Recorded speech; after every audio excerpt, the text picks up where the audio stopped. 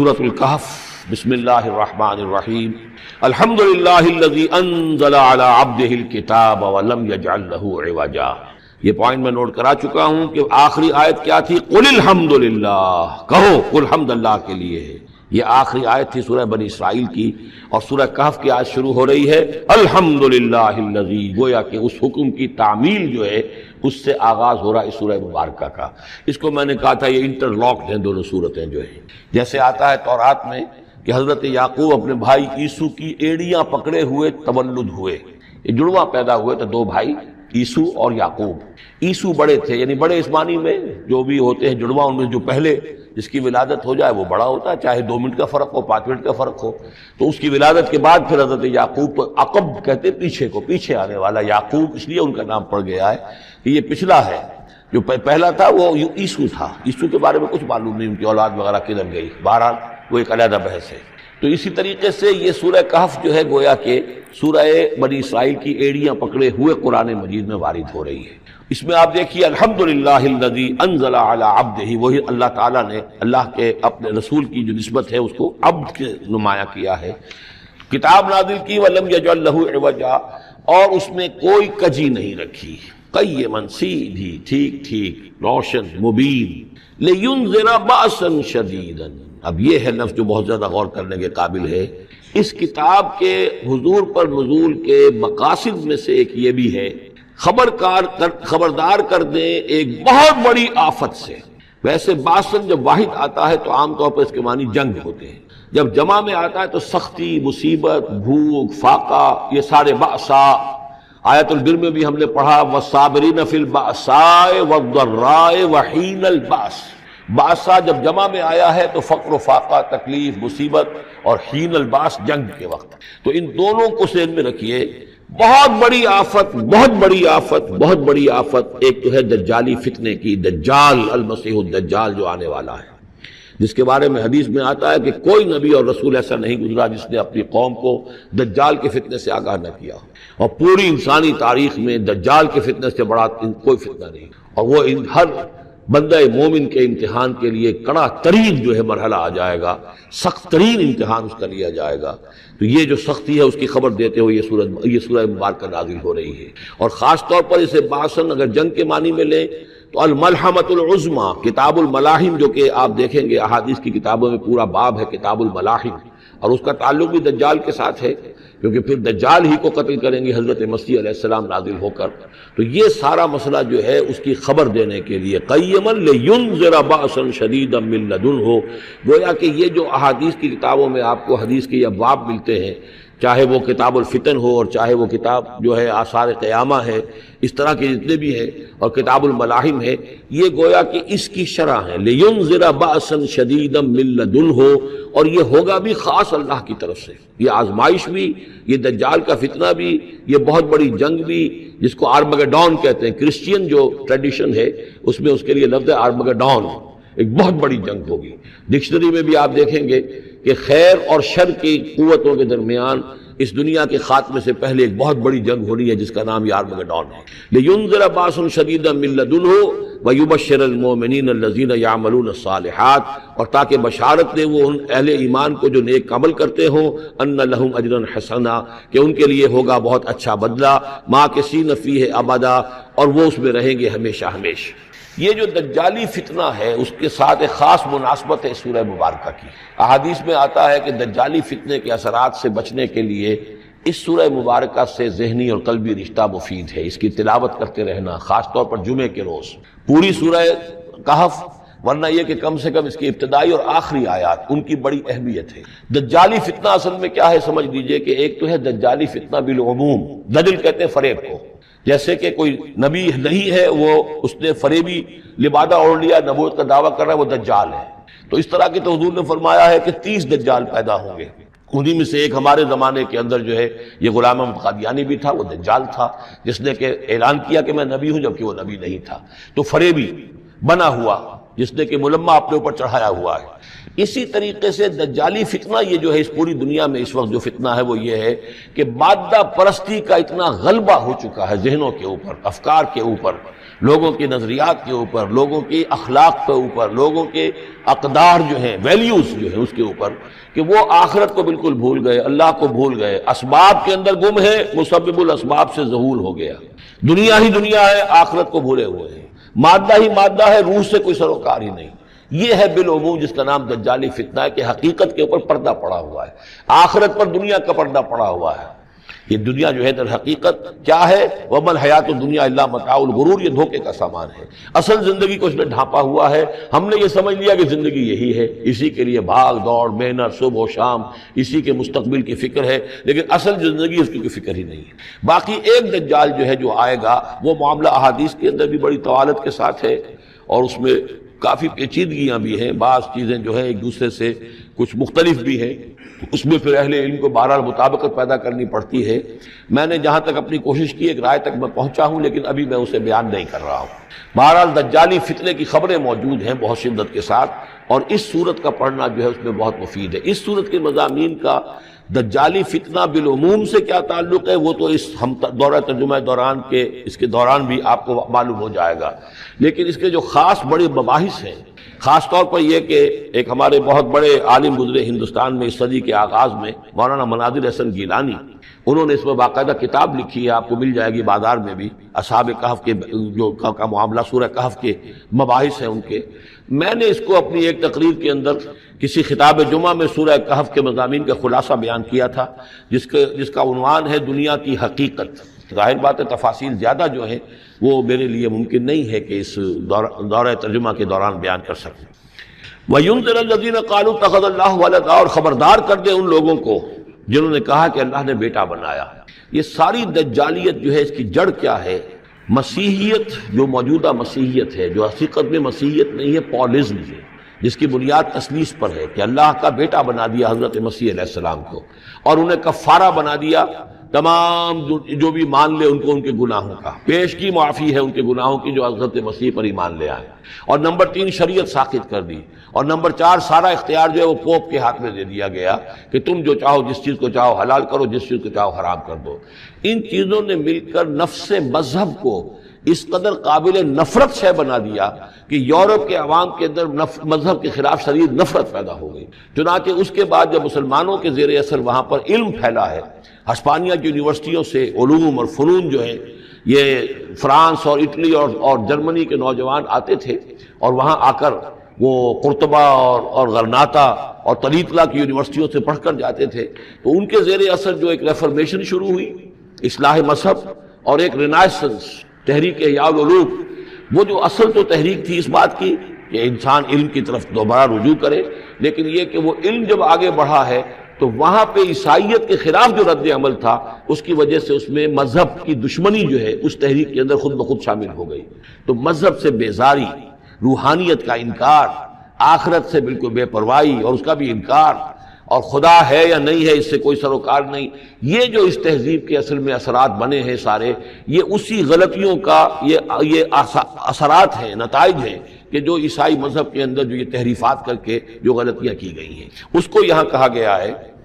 کہ ان لوگوں نے کہ جنہوں نے یہ عقیدہ ایجاد کیا، ما لہم بہ من علم، ان کے پاس اس کے لیے کوئی علمی سند نہیں ہے، ولا لآبائہم، نہ ان کے آباء و اجداد کے پاس کوئی سند تھی، کبرت کلمۃ تخرج من افواہہم، بہت بڑی بات ہے جو ان کے منہ سے نکل رہی ہے، بہت بڑی گستاخی ہے جو یہ اللہ تعالیٰ کی شان میں کر رہے ہیں، ان یقولون الا کذبا، یہ نہیں کہہ رہے مگر جھوٹ، سراسر سیدھا سفید جھوٹ بول رہے ہیں، فلعلک باخع نفسک علی آثارہم، تو اے نبی شاید کہ آپ اپنے آپ کو ہلاک کر لیں گے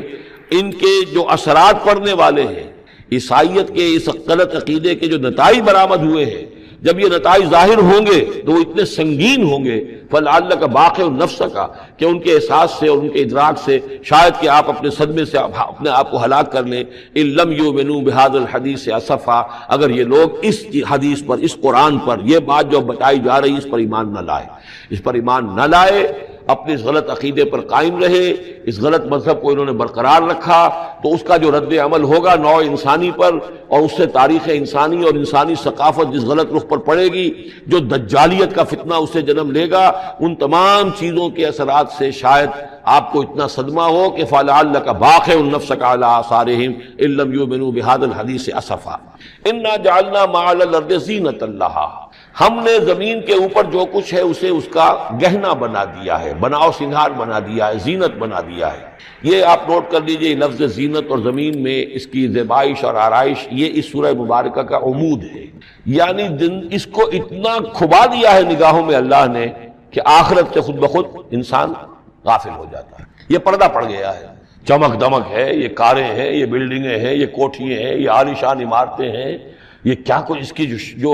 یوں سمجھیے پومپ اینڈ شو جو ہے اس وقت دنیا کا، اور ظاہر بات ہے امریکہ میں جا کر دیکھیے تو جو کچھ یہاں دیکھ رہے ہیں اس سے 10 گنا 100 گنا 1000 گنا آپ کو نظر آئے گا، عقلیں دنگ ہو جاتی ہیں۔ نتیجہ کیا نکلتا ہے کہ انسان یہ سمجھتا ہے کہ اصل شے یہی مادہ ہی ہے،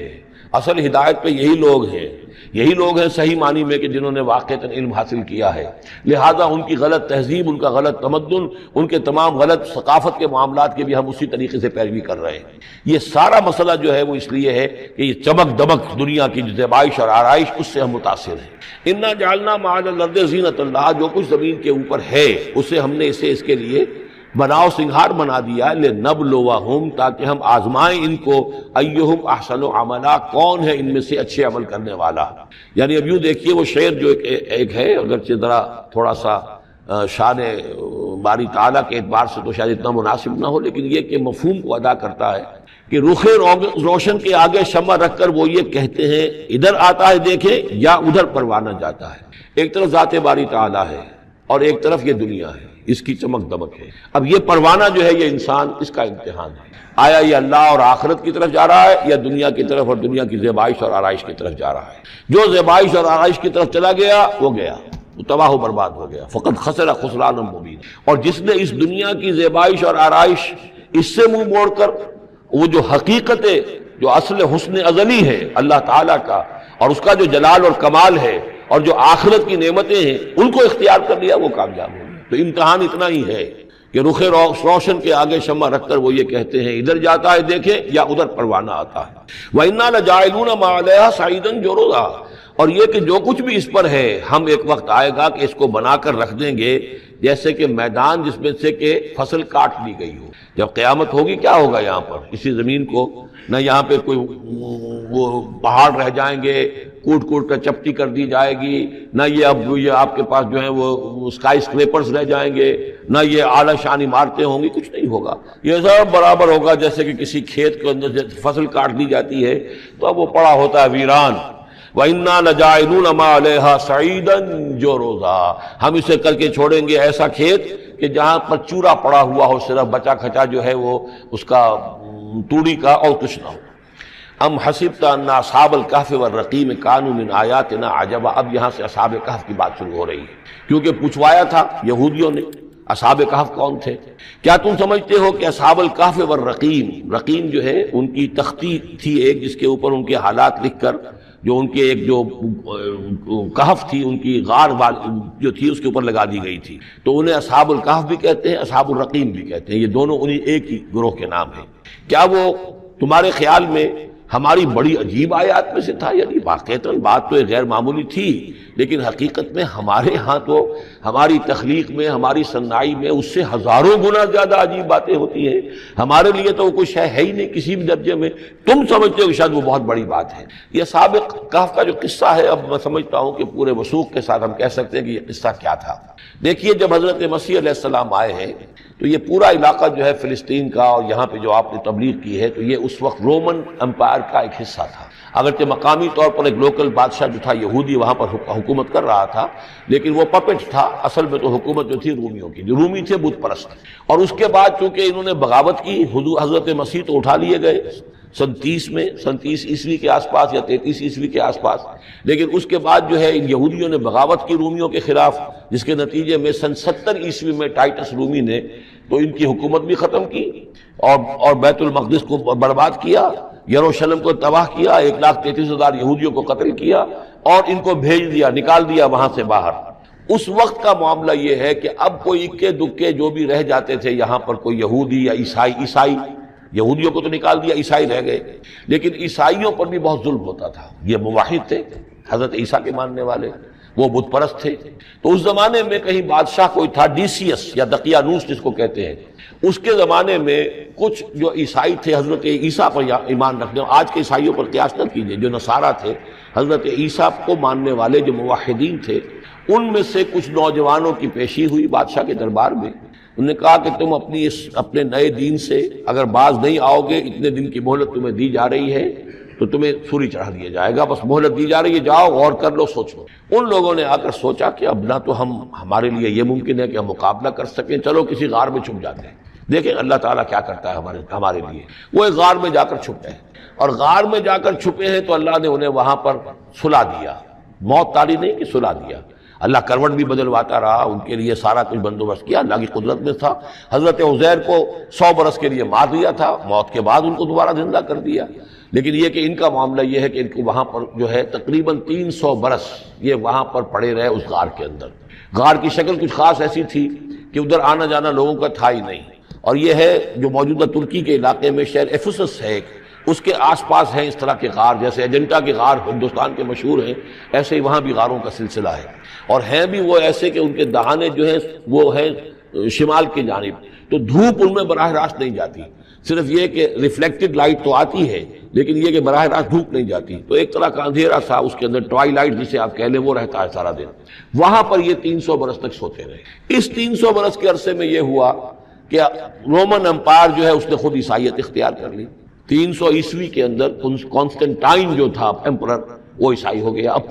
پوری امپائر جو عیسائی ہو گئی۔ اب اس کے زمانے میں اس کے بعد تھیوڈوسیس ہے ایک، 446 عیسوی میں یہ تھا، اس کے زمانے میں اللہ تعالیٰ نے ان لوگوں کو جگایا 300 برس کے بعد۔ اب یہ سمجھ رہے ہیں کہ وہی زمانہ ہے، وہی کفار کی حکومت ہے، وہی مشرکین ہے۔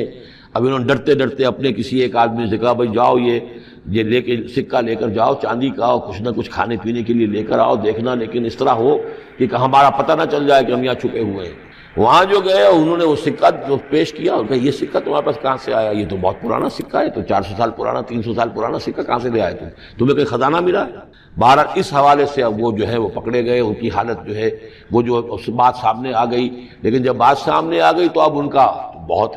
وہ عزت کی گئی، اس لیے کہ اب تو جو ان کا مذہب تھا در حقیقت پوری مملکت کا مذہب وہی ہو چکا تھا، تو صورتحال تو تبدیل ہو چکی ہے۔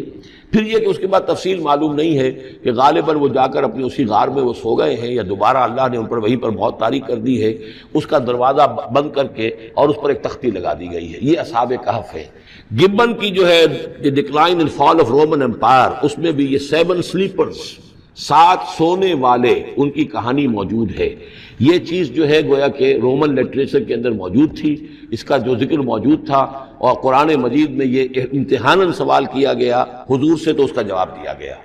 کہ یہ 300 برس تک کچھ لوگوں کو سلا دینا، یہ اللہ تعالیٰ کے نزدیک تو کوئی بڑی بات نہیں ہے، تمہارے نزدیک ام حسبت ان اصحاب الکہف والرقیم کانوا من آیاتنا عجبا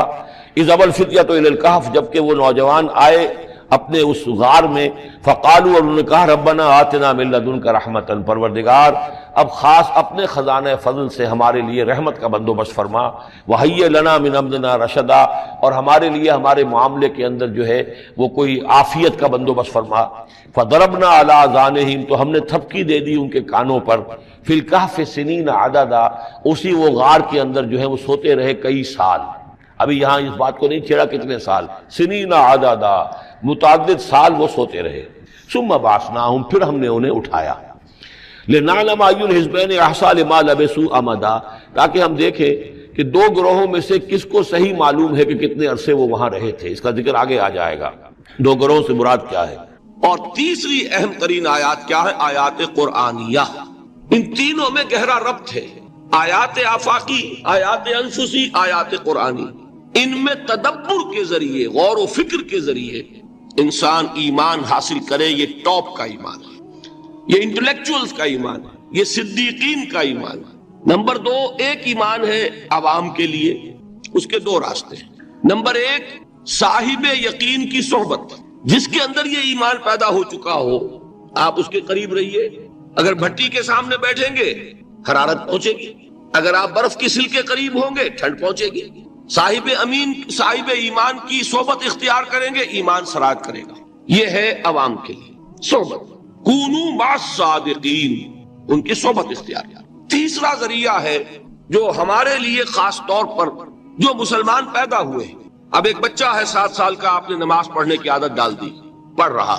اگرچہ غیر شعوری عمر سے شروع کر دیا، اس نے روزہ رکھتا ہے، 9 برس کا ہو گیا روزہ رکھنا شروع کیا۔ یہ اعمال جو ہیں، یہ حدیث مسلم شریف کی ہے اور اس کے راوی ہیں ابو امامہ باہلی رضی اللہ تعالی عنہ، قال، انہوں نے فرمایا سمعت رسول اللہ صلی اللہ علیہ وسلم یقول، کہ میں نے خود سنا اللہ کے رسول صلی اللہ علیہ وسلم کو یہ فرماتے ہوئے، اقرأوا القرآن، لوگوں قرآن پڑھا کرو، فإنہ یأتی یوم القیامۃ شفیعا لأصحابہ، اس لیے کہ یہ قرآن قیامت کے دن سفارشی بن کر آئے گا اپنے لوگوں کے لیے، یعنی ان لوگوں کے لیے جنہیں قرآن سے محبت رہی زندگی میں، جو قرآن کو پڑھتے رہے، قرات کرتے رہے، اس سے دلچسپی رکھتے رہے، اس کا مطالعہ کرتے رہے، اس پر غور و فکر کرتے رہے۔ اصحاب،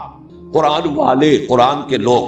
اقرأوا القرآن فإنہ یأتی یوم القیامۃ شفیعا لأصحابہ۔ اس کے بعد اب آپ نے مزید یوں سمجھیے کہ یہ عام پر خاص کا اضافہ ہے۔ اقرأوا الزہراوین، خاص طور پر 2 نہایت تابناک اور روشن صورتوں کی قرات کیا کرو، پڑھا کرو 2 نہایت تابناک اور روشن صورتوں کو، البقرہ و آل عمران۔ وہ زہراوین کو کیا ہے؟ البقرہ اور آل عمران۔ یہاں گویا کہ معین کر دیا حضور صلی اللہ علیہ وسلم نے ان دونوں صورتوں کے لیے ایک عنوان، نہایت تابناک صورتیں۔ فإنہما تأتیان یوم القیامۃ، اس لیے کہ یہ دونوں صورتیں قیامت کے روز ظاہر ہوں گی، آئیں گی قیامت کے دن۔ اب یہاں وہ الفاظ آ رہے ہیں جو میں نے ابھی آپ کو سنائے، کأنہما غمامتان، جیسے کہ وہ 2 بدلیے ہوں، غمامہ کہتے ہیں بدلی، ابر کی کیفیت، 2 بدلیوں کی صورت میں ظاہر ہوں گی۔ او غیایتان، یہ لفظ بھی اسی کے لیے ہے۔ او کأنہما فرقان من طیر صواف، یا یہ پرندوں کی 2 ٹکڑیاں ہوں گی، تو حاجان عن صاحبہما، اور یہ دونوں جھگڑیں گی، محاجہ کریں گی۔ محاجہ یہ ہوتا ہے کسی کی طرف سے مدافعت کرنے میں تکرار کر کے بات کرنا، دلیل پر دلیل دینا۔ تو جو بھی ان دونوں صورتوں سے خصوصی شغف رکھنے والے لوگ ہوں گے، وہ لوگ کہ جو ان دونوں صورتوں کو پڑھنے والے ہوں گے، ان سے محبت کرنے والے ہوں گے، صاحب ہما، ان دونوں سے تعلق رکھنے والے لوگ، ان کی طرف سے وہ جھگڑیں گی، وہ ان کی سفارش کریں گی۔ تو اس میں غمامتان، غیایتان، فرقان، یہ الفاظ اور زہراوین، یہ الفاظ جو ہیں اس حدیث کے اندر آ گئے ہیں۔ یہ تو ہے مسلم شریف کی روایت، اور ایک اس میں جو دوسری روایت آئی ہے اس میں الفاظ یہ آئے ہیں۔ یہ روایت جو ہے یہ بھی مسلم شریف کی ہے، حضرت نواس بن سمعان رضی اللہ تعالی عنہ سے، قال سمعت رسول اللہ صلی اللہ علیہ وسلم یقول، وہ بھی فرماتے ہیں کہ میں نے خود سنا اللہ کے رسول صلی اللہ علیہ وسلم کو یہ فرماتے ہوئے، توطا یوم القیامت بالقرآن واہلہ، لائے جائیں گے قیامت کے دن قرآن بھی اور قرآن والے بھی، قرآن سے دلچسپی رکھنے والے، اللہ تعالی ہمیں ان میں شامل فرمائے۔ الذین کانوا یعملون بہ فی الدنیا، یعنی وہ لوگ جو اس پر عمل کرتے تھے دنیا میں، یعنی صاحب قرآن صرف پڑھنے کے معنی میں نہیں، صرف محبت کے معنی میں نہیں، الذین یعملون بہ فی الدنیا، دنیا میں جو اس پر عمل کرتے تھے قرآن پر، ان کو لایا جائے گا۔ تقدمہ سورۃ البقرہ وآل عمران، اور آگے آگے چل رہی ہوگی قرآن مجید، جب لایا جائے گا تو آگے آگے ان میں سورہ بقرہ اور سورہ آل عمران ہوگی۔ وَضَرَبَ لَهُمَا رسول اللہ صلی اللہ علیہ وسلم ثلاثۃ امثال ما نسیتهن بعد۔ اس کے بعد راوی کہتے ہیں حضرت نواس بن سمعان رضی اللہ تعالی عنہ کہ اس کے بعد حضور نے ان دونوں صورتوں کے لیے کچھ تشبیہیں بیان کی کہ جن کو میں بھول نہیں سکا، یعنی اس قدر خوبصورت تشبیہیں حضور نے دی۔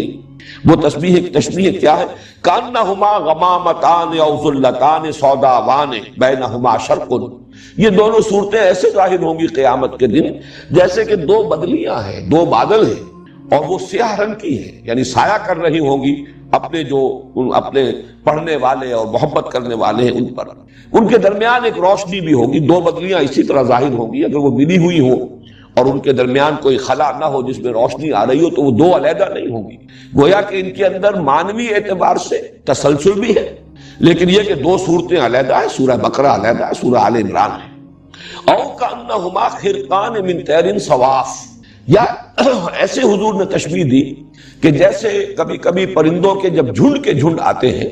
تو وہ اتنے، اگر وہ جھنڈ جو ہے وہ گہرا ہے کہ پھر وہ سائے اس کی وجہ سے ہو جاتا ہے اور وہ دھوپ کو روک لیتے ہیں اور سورج کو ڈھانپ لیتے ہیں، تو وہ گویا کہ اڑنے والے اور پروں کو پھیلانے ہوئے پرندوں کی ٹکڑیوں کے مانند ہوں گی۔ تو حاجان عن صاحبہما، اور یہ محاجہ کریں گی، سفارش کریں گی، جھگڑا کریں گی اپنے لوگوں کے بارے میں، ان کی طرف سے مدافعت کریں گی، ان کی وکالت کریں گی۔ یہ تو مسلم شریف کی روایت ہے، لیکن ترمذی میں اسی روایت کے جو الفاظ آئے ہیں، ما نسیتہن، وہ تین تمثیلیں جو حضور نے بیان فرمائی جن کے بارے میں راوی کہتے ہیں حضرت نواس بن سمعان کہ میں ان کو بھول نہیں سکا، تو اس کی جو تشریح آئی ہے ترمذی کی روایت میں، قال یاتیان کانہما غیایتان بینہما شرق او کانہما غمامتان سوداوان او کانہما ذلتان من طیر صواف، دو بدلیاں یا دو ٹکڑیاں پرندوں کے دو جھنڈ ہوں گے، تو جادلان عن صاحبہما، اور وہ مجادلہ کریں گی، محاجہ کریں گی، مجادلہ کریں گی، جھگڑیں گی، مدافعت کریں گی اپنے لوگوں کی طرف سے۔ تو ان دو روایات، بلکہ میں نے تین روایات آپ کو سنائی ہیں، اس لیے کہ ایک روایت تو حضرت ابو امامہ باہلی سے ہے، دوسری روایت جو ہے وہ مسلم شریف میں بھی ہے، اگرچہ راوی ایک ہی ہے حضرت نواس بن سمعان، لیکن مسلم شریف میں اس کے الفاظ قدر مختلف ہیں اور ترمذی میں جو الفاظ آئے ہیں ان میں تھوڑا سا فرق ہے۔ ان سے ان دونوں صورتوں کی فضیلت بھی ظاہر ہوئی، اور نمبر دو یہ کہ ان کا جوڑا ہونا ثابت ہو گیا، اس لیے کہ ان دونوں کو بریکٹ کیا ہے حضور صلی اللہ علیہ وسلم نے ایک نام سے، جیسے میں نے اس سے پہلے کئی مرتبہ عرض کیا ہے کہ آخری دو صورتیں ان کے لیے تو ایک نام ایسا ہے کہ جو ہر شخص جانتا ہے، سورۃ الفلق اور سورۃ الناس معوذتین، یہ تو ایک نام جو ہے ہر شخص جانتا ہے، دو صورتیں ہیں لیکن دونوں کا مضمون ایک ہے، اس لیے انہیں معوذتین کہا جاتا ہے۔ لیکن اس کے بارے میں یہ لفظ جو ہے زیادہ عام نہیں ہے، حالانکہ حضور صلی اللہ علیہ وسلم نے کس اہتمام کے ساتھ ان دونوں صورتوں کو بھی اسی طریقے سے ایک جوڑا قرار دیا ہے۔ اب جو اس کے وجوہ ہیں اور جو مظہر ہیں جوڑے ہونے کے، نسبت زوجیت کے، اب ان پر ہم نگاہ ڈال لیں۔ میں نے کئی مرتبہ عرض کیا ہے کہ یہ جو زوجیت ہے یا جوڑے ہونے کی نسبت ہے قرآن حکیم کی صورتوں میں، اس کے دو پہلو ہوں گے، بعض اعتبارات سے مشابہت بہت نمایاں ہوگی اور بعض اعتبارات سے ایک ریسیپروکل نسبت ہوگی، عکسی نسبت ہوگی، یا ہم یوں کہہ سکتے ہیں کہ تکمیلی نسبت ہوگی کہ دونوں چیزیں مل کر ایک مضمون کو مکمل کر رہی ہوں، یا ایک مضمون کا ایک رخ ادھر آ گیا ہو اور ایک رخ اسی کا دوسری صورت میں آ گیا ہو۔ تو زوجین میں یہ دونوں چیزیں لازم ہیں، جیسے کہ ہم جانتے ہیں حیوانات کے اندر ایک نوع جو ہے اس کی جو دو جنسیں ہوں گی وہ ایک دوسرے سے بہت مشابہ ہوں گی، شیر اور شیرنی، ظاہر بات ہے کہ وہ ان کا اپنی ایک مشابہت ہے، 99% تو ان کے مشابہت کی شکل نظر آئے گی، بیل اور گائے، لیکن یہ کہ آپ کو معلوم ہے کہ بعض اعتبارات سے ان کا جسمانی نظام ایسا بنایا گیا ہے کہ وہ ایک مقصد کی تکمیل کرتے ہیں۔ فرق ہے لیکن وہ فرق ایسا نہیں ہے کہ جس کے مابین کوئی وحدت مقصد موجود نہ ہو، مقصد ایک ہے۔ اسی طریقے سے صورتوں میں جب آپ نسبت زوجیت کو تلاش کریں تو دو پہلو دیکھنے ہوں گے کہ ایک تو مشابہت کے پہلو کون سے، وہ نمایاں ہونے چاہیے، پھر کن اعتبارات سے یہ کمپلیمنٹری ہے، کن اعتبارات سے یہ مل کر کسی مضمون کی تکمیل کرتی ہے، وہ کون سے پہلو ہیں کہ جن میں سے کوئی ایک رخ جو ہے وہ ایک صورت میں آ گیا ہو اور دوسرا رخ دوسری صورت میں آ گیا ہو۔ ظاہر بات ہے یہ چیزیں تو تفصیل سے آئیں گی، ورنہ تو یہ خود بڑا لمبا موضوع اس وقت ہو جائے گا، تفصیل سے یہ چیزیں آئیں گی بعد میں جب کہ ہم ان صورتوں کا مطالعہ کریں گے۔ اس وقت یہ کہ تین چار چیزیں نوٹ کر لیجئے دونوں اعتبارات سے۔ جہاں تک مشابہت ہے، ایک بات تو بہت نمایاں جو میں پہلے عرض کر چکا کہ سورہ بقرہ بھی شروع ہو رہی ہے الف لام میم حروف مقطعات سے، اور سورہ آل عمران بھی شروع ہو رہی ہے الف لام میم حروف مقطعات سے۔ اس کے بعد آپ کو 20ویں پارے میں جا کر، 19ویں اور 20ویں پارے میں جا کر جو ہے یہ صورتیں چار ملیں گی، وہ چاروں مکی صورتیں ہیں جن کا آغاز ہوتا ہے الف لام میم سے۔ سورہ عنکبوت ہے، پھر سورہ روم ہے، سورہ لقمان ہے، سورہ سجدہ ہے، وہ چار صورتیں ہیں۔ ورنہ یہ کہ یہ شروع میں دو صورتیں ہیں اور یہ دونوں مدنی صورتیں ہیں، وہ چاروں صورتیں وہ مکی صورتیں ہیں۔ مدنی صورتوں میں یہ دو صورتیں ہیں کہ جو حروف مقطعات سے شروع ہوئی الف لام میم سے۔ دوسری مشابہت یہ کہ ان دونوں کے آغاز میں قرآن حکیم کی عظمت کی طرف خصوصی اشارہ۔ آپ دیکھ رہے ہیں الف لام میم ذالک الکتاب لا ریب فیہ ھدی للمتقین، فوراً الف لام حروف مقطعات کے بعد، الف لام میم کے بعد قرآن مجید کی عصمت اور اس کے ہدایت ہونے کی طرف اشارہ۔ بالکل یہی انداز، بلکہ اس سے بھی زیادہ شاندار اور پرجلال انداز میں یہی مضمون آ رہا ہے سورہ آل عمران میں، الف لام میم، اور اس کے بعد جو ہے نزل علیک الکتاب بالحق مصدقا لما بین یدیہ وانزل التوراۃ والانجیل من قبل ھدی للناس وانزل الفرقان۔ اتارے اللہ نے اے نبی اے محمد صلی اللہ علیہ وسلم آپ پر یہ کتاب حق کے ساتھ، جو تصدیق کرتے ہوئے آئی ہے اس کی کہ جو اس کے سامنے موجود ہے، اور اسی نے اتاری تھی تورات اور انجیل اس سے قبل لوگوں کے لیے ہدایت نامہ بنا کر، اور اس نے ہی اتارا ہے الفرقان۔ تو یہ بھی مشابہت کا ایک پہلو ہے۔ تیسرا بہت نمایاں پہلو مشابہت کا جو ہے وہ اختتام پر آتا ہے سورہ بقرہ کی، اور یہ بھی چیزیں وہ ہیں کہ جو عام طور پر میں سمجھتا ہوں، توقع رکھتا ہوں کہ اکثر حضرات کے سامنے ہوگی، صرف اس وقت اشارہ کر دینا کافی ہے۔ سورہ بقرہ کے اختتام پر بھی ایک دعا آئی ہے نہایت عظیم، ربنا لا تؤاخذنا ان نسینا او اخطانا ربنا ولا تحمل علینا اصرا کما حملته على الذین من قبلنا ربنا ولا تحملنا ما لا طاقت لنا به واعف عنا واغفر لنا وارحمنا۔ اب یہ نہایت عظیم دعا ہے۔ اسی طریقے سے تھوڑا سا فرق ہے، 4 آیتیں پہلے، 5 آیتیں پہلے سورہ آل عمران کے اختتام پر 5 آیتیں قبل اگر دیکھیں گے تو ایک عظیم دعا ہے جو کئی آیات پر مشتمل ہے، ربنا ما خلقت هذا باطلا سبحانك فقنا عذاب النار ربنا انك من تدخل النار فقد اخزيته وما للظالمين من انصار ربنا اننا سمعنا مناديا ينادي للايمان ان امنوا بربكم فآمنا ربنا فاغفر لنا ذنوبنا وكفر عنا سيئاتنا وتوفنا مع الابرار ربنا وآتنا ما وعدتنا على رسلك ولا تخزنا يوم القيامة انك لا تخلف الميعاد۔